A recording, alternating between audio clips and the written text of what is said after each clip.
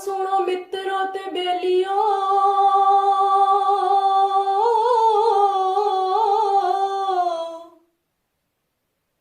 सुनो मित्रों ते बेलियो नी बीबियो सहेलियो सुनो मित्रों ते बेलियो नी बीबियो सहेलियो ला दो बूहियां नू चाबी ला दो बूहियां नू चाबी कड्डो कुरते गुलाबी पाके तिल्ले दी गरगाबी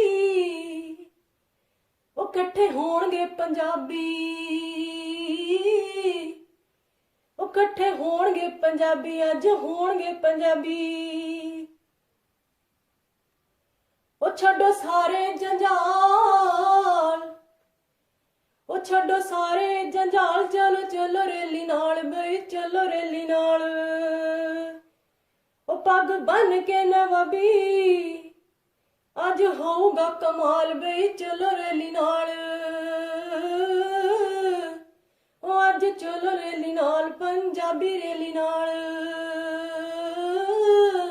ओए आ जाओ पंजाबियो मां बोली नू बचा लिए ओ जाग जो पंजाबियो किते होंद ना गवारिए आ जाओ पंजाबियो मां बोली नू बचा लिए जाग जाओ किते अपनी होंद ना गवा लिए पंजाबी बड़ी है अमीर ओ किते शेख फरीद किथे नानक फकीर ओ बुल्ले शानू किते दिलों ना भुला दिए ओ बुल्ले शानू कितों दिलों ना भुला दिए ओ बैठे जेड़े कंधों पार ओ यारा देने यार ओ बैठे जेड़े कंधों पार ओ यारा देने यार ओ हर दिल पंजाबी हुण गाउंदा ए ओ देख दिल्ली कराची ए नी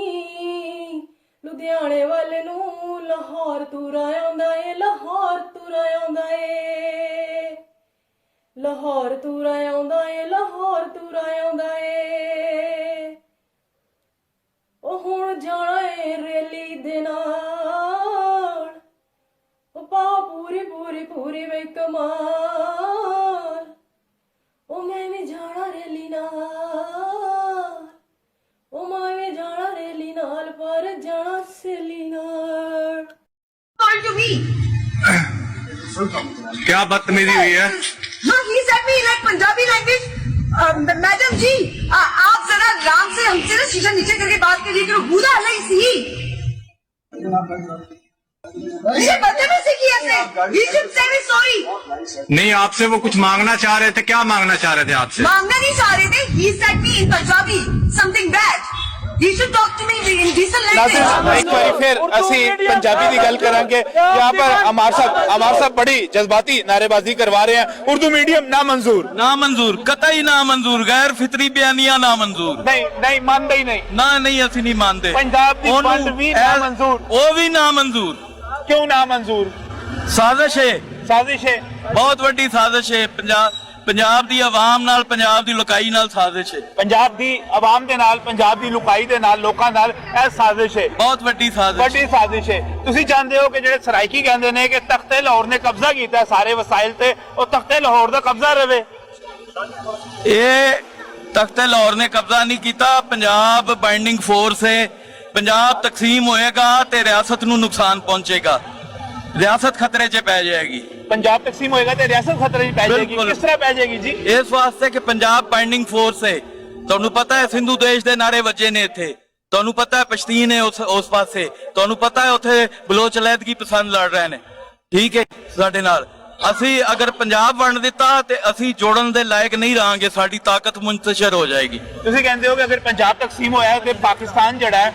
ਉਹਦੇ ਸਾਲਮੀਅਤ ਵਾਸਤੇ ਖਤਰੇ ਪੈਦਾ ਹੋ ਜਾਣਗੇ ਕਿਉਂਕਿ ਇੱਕ ਪਾਸੇ ਸਿੰਧੂ ਦੇਸ਼ ਹੈ ਬੇਸ਼ੱਕ ਇੱਕ ਪਾਸੇ ਪਖਤੂਨਿਸਤਾਨ ਦੀ ਗੱਲ ਹੋ ਰਹੀ ਹੈ बेशक जी बेशक यानी पंजाब तकसीम नहीं होना चाहिए नहीं होना चाहिए होने देना